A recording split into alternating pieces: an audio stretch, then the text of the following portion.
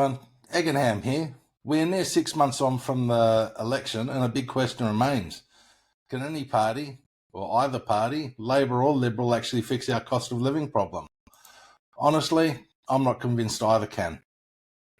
Maybe the change has to start with us, you and me. I wanted this podcast to be about learning, real conversations with experts, but I've hit a chicken-egg situation. People want to see content and an audience before jumping on for interviews. So here we are, Eggy's Thoughts. My take on issues in the hope it starts longer educational conversations with professionals in the future. I do need your help solving my chicken-egg dilemma though, so please like the video, subscribe to my channel and feel free to leave a comment.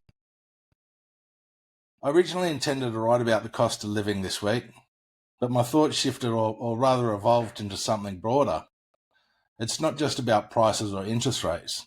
It's about the roles individuals, business, media, and government play in shaping the world we live in. Why am I writing this? Because what we're experiencing as a society feels like the result of neglect. Not only have we neglected ourselves, but the government has neglected us. A slow decline that we've either accepted or ignored.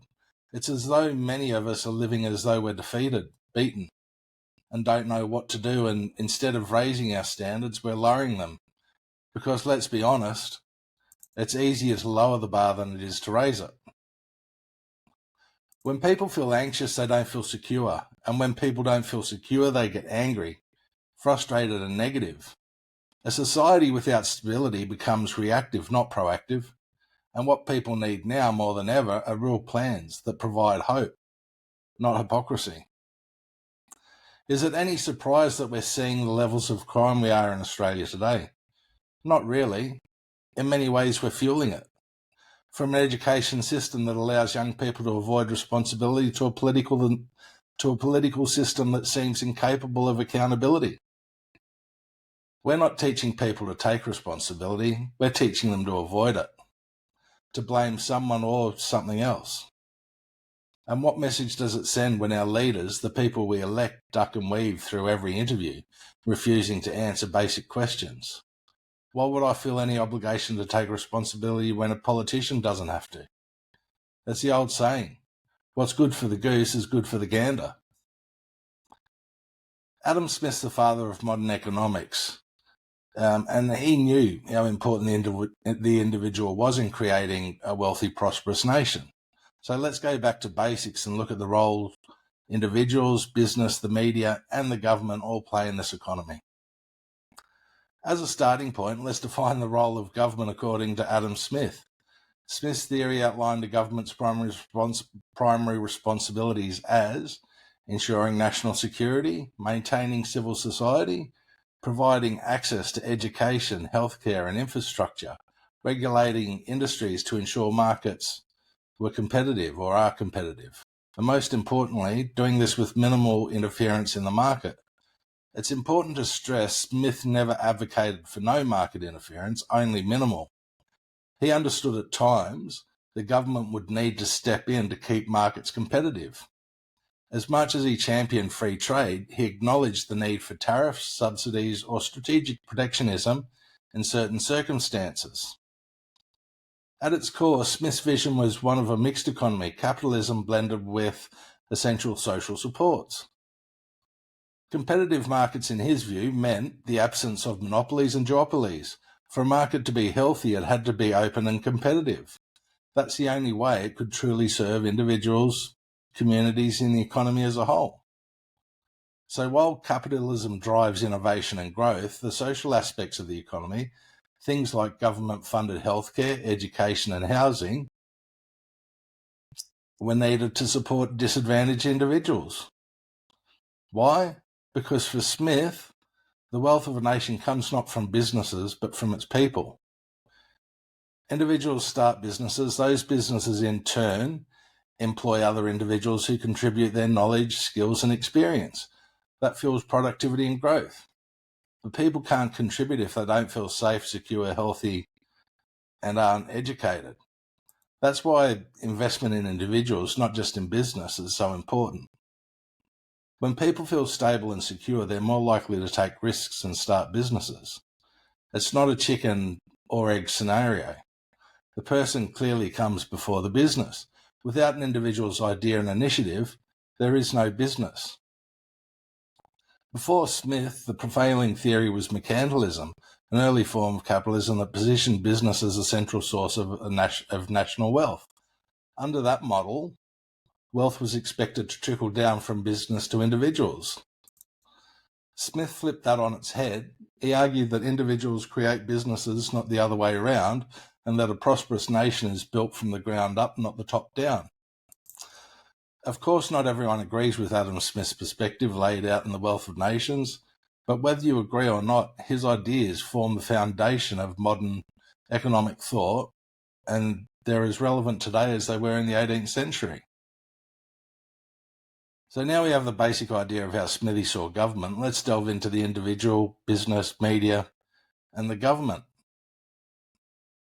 Firstly, the individual. Yep, you and me. Or is it I? Or is it you and I? Grammar is definitely not my forte. Grammar aside, our role in society boils down to one word: accountability. We're responsible for the money we spend and the decisions we make. Every day we decide what we can and can't afford, what's right and wrong, and what we should or shouldn't do.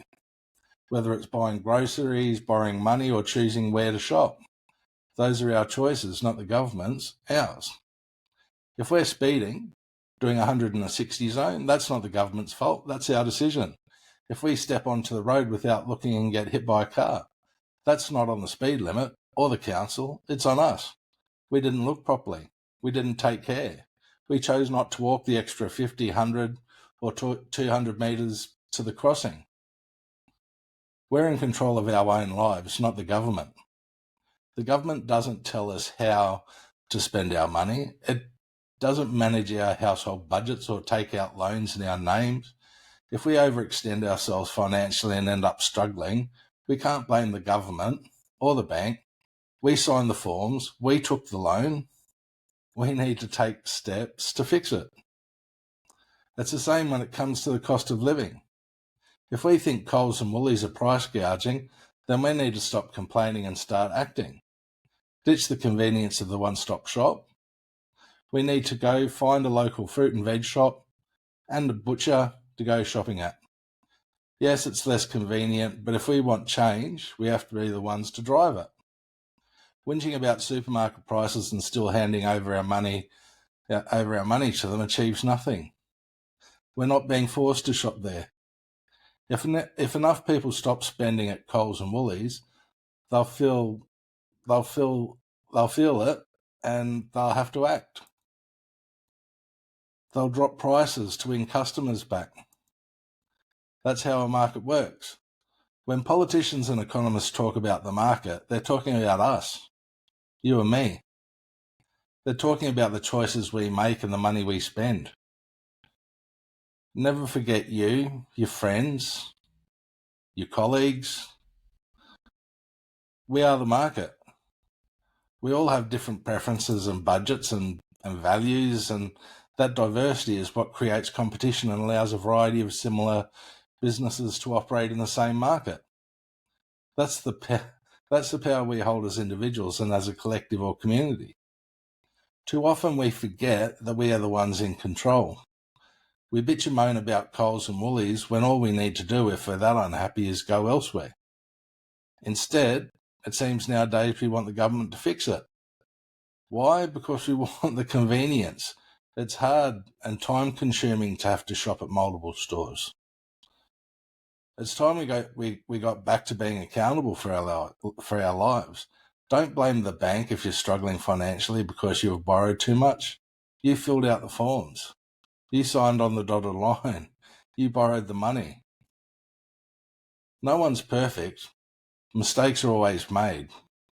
I've made plenty of them and continue to make them. Accountability doesn't mean we can't be understanding, though.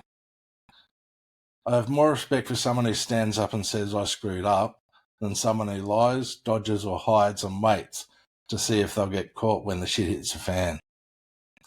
In the end, the most powerful force in the marketplace isn't the government, it isn't the banks, It isn't even the big supermarkets. It's us, the individual, the collective, the community. Okay, business. And what's it got to do with this in this whole sordid affair? Some businesses make it, some don't. Some go into massive global corporations. Others stay small by choice and provide their owners with a good income and comfortable lifestyle. While competitive markets are essential for a healthy economy, does business itself actually play a direct role in shaping that system? The short answer, no, it doesn't. Businesses exist because individuals decide to start them. People go into business for many reasons, the main one being they don't want a boss. They don't want someone telling them what to do. They want control over their lives. And if they're both lucky and good enough, their business succeeds. How big it becomes, that's up to them. So why do I say businesses don't have a direct role to play? Because at the end of the day, a business exists to serve the market, and we are the market. Businesses shape their products and services to meet our demands. They respond to what we like, our spending habits, our values. They don't control the market, they react to it. It's the government's role to ensure the market remains competitive. That means making sure no single business can dominate unfairly. For example, if a large company tries to buy out a competitor and it risks creating a monopoly, the government can and should step in to block the sale. That's their job, maintaining a competitive market. This is why I say that beyond a moral obligation to operate fairly and sustainably, businesses don't hold responsibility for issues like cost of living. They face many of the same challenges we are: rising energy prices, higher transport costs, wage pressures, and more. Of course, smart businesses understand that their success is tied to the strength of the community around them. That's why many get involved in sponsorships, support local sports clubs, contribute to community centres, or back local initiatives. It's a win-win. The community benefits and the business earns trust and loyalty. A good business is one that listens to its customers, adapts, innovates, and puts back into the community. It creates products or services that keep people coming back. It builds a brand that people trust and a workplace where people want to be employed. To be clear though, without us, without customers, a business can't or won't exist. Aside from providing jobs and supporting the economy, businesses don't drive these conversations. They respond to them. They don't decide what's affordable or what the rate of inflation is. Just like you and me, they need confidence in the economy to hire, invest and grow. And that confidence comes from the government policy. The only time a business holds power over us is when they're a monopoly, when they're the only option. Again, though, it's the government's responsibility to prevent that by maintaining competition in the market. Everything a business does, from pricing to marketing to community engagement, it's ultimately aimed at building a brand we trust. So we'll hopefully choose to spend our money there. As I've said before, and will continue to say, the power lies with us. And now for the media.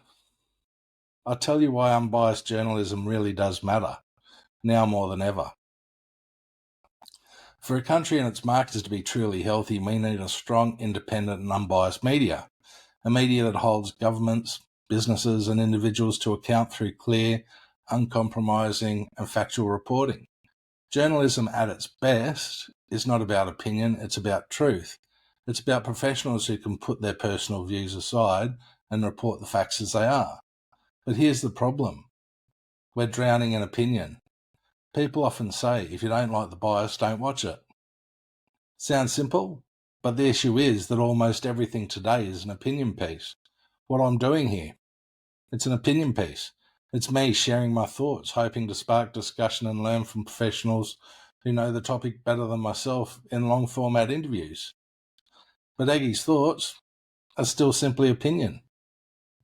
The real issue comes when almost all media content is framed this way. If you actually want to understand a current problem, you can't just watch one program or interview. You end up flipping between 3 or 4 channels or sources to get each side of the story. One for one perspective, another for the opposing view, and maybe a couple more to try and find some balance, looking for some common information. It's exhausting. Even then, it's still difficult to get a clear, unbiased understanding of what's really going on. Why? Because too much of what we now call news is built on bias and sensationalism.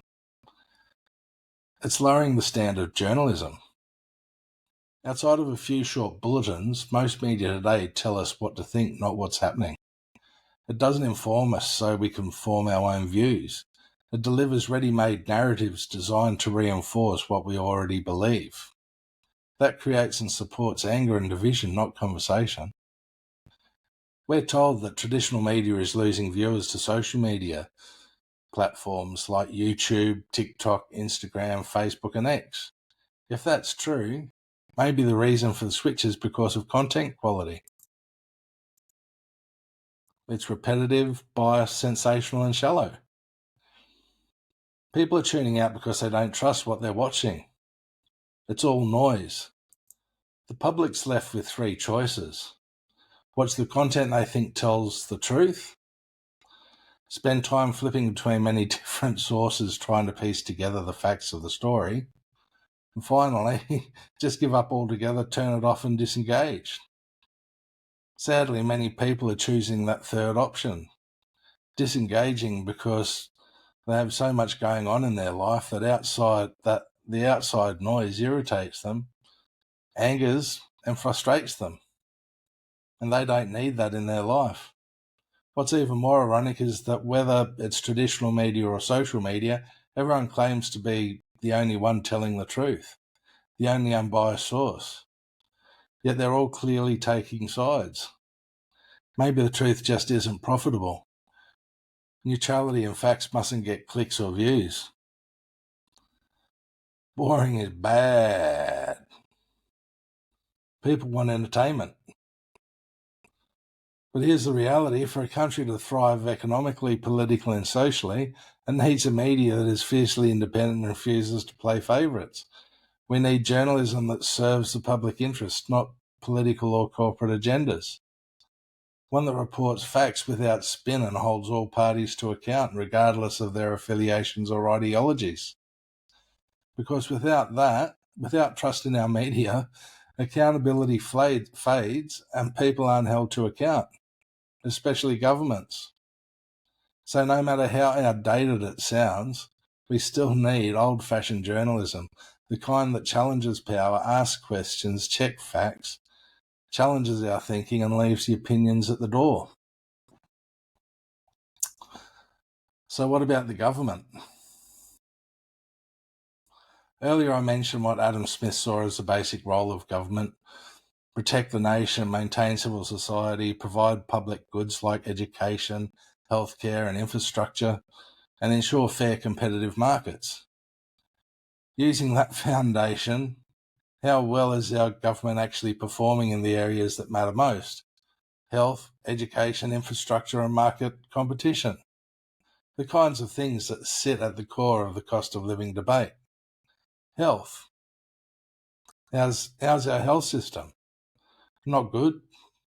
Yes, the government has increased funding for Medicare and bulk billing. That's great on paper, but the reality, people are still waiting absurd lengths of time for treatment in the public system. Private health insurance premiums continue to rise, and as more people can't afford them and have to stop them, they're forced into the already stretched public system. This adds more pressure to something that is already stretched and at breaking point. Smithy would probably say a healthy country isn't just good for people, it's critical for business. You can't run a productive economy with a burnt out, unhealthy workforce. Fix the health system. Education, not great. We're hearing more and more stories of teachers being abused by both students and parents, and that the system seems to back the student over the teacher. These stories make you wonder who'd even want to become a teacher. Public schools are constantly calling out for more funding. Many can't find teachers, and the ones who do enter the profession are leaving in droves due to the stress and burnout. Once again, we've got a broken system on our hands. Accountability seems like it's been booted off the bus. Parents and their children will blame the schools. Schools will lay blame on administrators, saying there's nothing they can do. From students and parents right through to the system administrators, who's actually being held responsible? What would Smithy say? Poor education leads to low productivity. Low productivity leads to weak economic performance. It's not good for the nation. It's definitely not good for business. Infrastructure. This is the real work from home debate, in my opinion. The whole work from home debate shouldn't have been divisive. If someone works from home and it's agreed with their boss, good on them. It has nothing to do with anyone else. Elbow said it costs $5,000 for someone to commute to work. I wish that were the case. For me, 48 weeks of the year, commuting costs around $10,500 plus travel time. Weekly, that's $100 in petrol, $120 in road tolls, plus the unpaid 10 hours in travel time. Luckily, my tolls are paid for by the company I work for, but many people's aren't. Many people are paying near on $11,000 a year plus travel time to get to work. Here's what the discussion should have been about: the failure of government to invest in proper infrastructure. Long commute times and rising travel costs are not just annoying, they're signs that governments haven't planned properly. And it doesn't just affect workers, it affects everything we buy. Goods don't transport themselves. They may soon, but they don't at the moment. They need to be shipped, whether it's to a warehouse or a shop. Delivery costs are built into what we pay. If a business experiences increased costs to get things from A to B, you and I are the ones footing the bloody bill. The election was a perfect opportunity for either party to call out the failing infrastructure, and they didn't.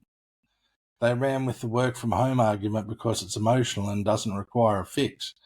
We can't just lay blame to the current government for this problem. It's one that's been growing over decades. By buying into the work from home argument, we all lost. Let's not forget the other big items not properly discussed, like housing and energy. These are serious topics and ones I intend to discuss later, but instead of real debate, we got identity politics and political games. When policies aren't questioned properly, both you and I lose out. Last but not least, market competition. Let's talk airlines. We only have two, Qantas and Virgin, because Qantas own Jetstar. Banking, you have the big four banks, Commonwealth, NAB, Westpac and ANZ. They're apparently the envy of the world because of how profitable they are. You know, in the original Bad Boys movie where old matey says, everyone wants to be like Mike. Well, in banking outside of Australia, everyone wants to be one of Australia's big four. How much of competition in banking are subsidiaries of one of the big four banks? To my knowledge, and correct me if I'm wrong, but Commonwealth Bank owns Bankwest and the Colonial Group. Westpac owns St. George, Bank SA and Rams. Is it really competition if they're all under the umbrella of the one company? Everyone's favourite go-to, and the one I mentioned earlier, is the Coles and Woolies duopoly. Something that has a special place in my heart, beer. A duopoly that is never mentioned is the Asahi and Kirin groups. Asahi purchased CUB and Kirin purchased Lion Nathan. Asahi and Kirin would have an even bigger market dominance than Coles and Woolies. Don't quote me on this, but I think it's around 80 or 85% of the market those two companies control. Not great for the average person who just wants to buy a beer. The federal government approved these purchases. Australia lacks competitive markets. What would Smithy say? Markets that aren't competitive will be lacking innovation and productivity. It's clear right now that the individual is no longer the focus of government policy. Politicians on both sides treat the public with a level of contempt. Their focus? Keeping business happy, because they see business as the key to jobs and economic growth. But here's the thing. Businesses don't create employment. We do. The individual. You and me. If we don't make the individual and the community the focal point of policy, we'll keep going in circles, more spin, more empty promises, more band-aids on gaping big wounds. In 5 or 10 years from now, we'll still be having the same conversation. Jobs come and go, but life continues. One moment you're a CEO, next minute unemployed. But what never changes is the community. We all have different jobs, lives, incomes and spending habits, political views, but regardless of this, we all want the same thing, to live a good life.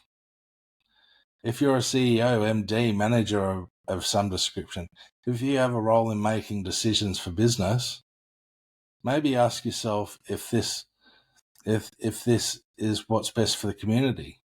If it isn't, get creative, a little innovative, and find a solution that is beneficial to the community. The bottom line is businesses come and go. CEOs come and go. Politicians definitely come and go. But the one constant, you, me, us, and the community. If we want business in the country to prosper, then we need competitive markets in a country that is happy, healthy, educated, where people feel safe and secure. It's not bloody complicated. But here's the danger and my fear. We're heading back to the old model where the individual is no longer the centre of the economy. Business is. And that's not progress. That's a return to mercantilism where power lies with business, not the people. What's old is becoming new again, and if we don't push back, it's goodbye to you and me and hello again to top-down economics. When you think about all I've said about the individual, business, media, and the government, is this about cost of living, or is it primarily about neglect? There is a great argument for neglect, I think. Individuals playing the blame game. They're neglecting their basic responsibilities, not holding themselves to account for the decisions they make. Media pushing biased content. They are neglecting and ignoring the very basic ethics of journalism. Government is ignoring the very basic responsibilities leading to the deterioration of our living standards. They're neglecting the community. So what's the solution? It's all well and good to point out what's wrong, and yeah, I've done plenty of that, but what's the solution? You guessed it, us, you and me. Opportunity and prosperity don't come during the easy times, they show up in the tough ones because problems are solved. And right now we're in one of those tough times. We need to start solving problems. So where do we start? The individual. There's a few things. Firstly, convenience. Ditch convenience. It's like cancer. It makes us lazy, reliant, and we lose the skills that we once had. Are your budgeting skills better or worse with the advent of tap and go? Were you more in control of your money when you used cash? Have you forgotten how to cook because you're now buying ready-made meals instead of making a meal from scratch? Convenience isn't always better. It can lead to lazy. And finally, stop playing the blame game. If you mess up, put your hand up, take it on the chin, take your medicine, however you want to say it. Just put your hand up and say, I messed up. Face the consequences and go about fixing the problem you created. I guarantee you'll get a lot more respect from people if you do. Alternatively, when someone owns their mistake, appreciate they're owning their error. Be understanding instead of angry. Yeah, it's bloody hard, but appreciate they're putting their hand up. We're not talking about letting people off the hook. People still need to fix the problem they caused or face the consequences of their action, but let's deliver accountability with a touch of humanity. It's about raising standards, the standards we live by, expect from others and accept from ourselves. Stop looking to the government to fix everything. You can't legislate people into being decent. That has to come from us and the expectations we have as a community. If we raise the bar in our own lives, if we demand more from ourselves and each other, then eventually business, media, and politicians will have no choice but to take notice, because we won't accept the lowest standard. The lowest standard, businesses, media, and politicians will go the way of the dodo. And over time, higher standards will become the norm, not the exception. The media, it's all about change. Who's going to be the one to lead the way and create change? Right now, there's a real opportunity for the media, whether it's a major network or an independent content creator, to step up and start producing quality, unbiased, non-sensational, informative content. If someone does start creating this type of content as a community, we need to get on board and ditch the others. We're the drivers of change. Business. All I'll say here is every MD, CEO, influential business person needs to remember everyone will have a high and a low and come and go. But the constant is the way they will always be part of the community. Consider the community when making decisions for your business. It may not make sense on an accountant's spreadsheet, but it may resonate with the community, delivering more to your business than profit. And politics, what do we do here? We need to stop expecting political parties to solve all our problems.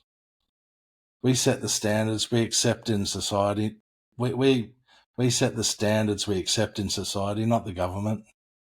As I said earlier, you can't legislate decency. We need them to give away the identity politics and go back to basics. Health, education, infrastructure, transport, roads, housing, energy, market competition. We need government to remember that the individual creates a nation's wealth, not a business. It's time to start wrapping this up. I've waffled on enough. You may have noticed that the common thread throughout this discussion is us, you and me. Yes, we'll need help along the way. We can't do it all alone. We need a collective. We need the community, but never forget we are the market, and we're the ones who can drive real change if we want it. As individuals, as a community or a society, we need to stop burying our heads in the sand. Let's raise our standards. Let's tell business we're willing to sacrifice convenience for genuine service and satisfaction. Demand better policies that are clear, detailed, and accurately costed from our political parties come election time. Hold the everyday commercial media accountable by insisting on uncompromising, unbiased content. If they don't deliver, simply switch them off. No viewers means no income. I don't care if you're Labor, Liberal, or politician, business owner, media personality, CEO, tradie, professional, whatever or whoever you are. At the core, whilst we may see solutions to certain problems differently and have differing opinions, strip it all back and we all want the same thing: to live in a country where we can enjoy a good life. But that's man done and dusted for the week. Tell me in the comments if you think what we're facing is a cost of living crisis, the cost of neglect, or maybe a combination of both. There'll be more Iggy's thoughts to follow: housing, mental health, politics, health, education. Lots of topics to try and get my head around, all with the end goal of converting my thoughts into long-form interviews with professionals, subject matter experts, in order to gain a better, more educated understanding of the problems we face in society.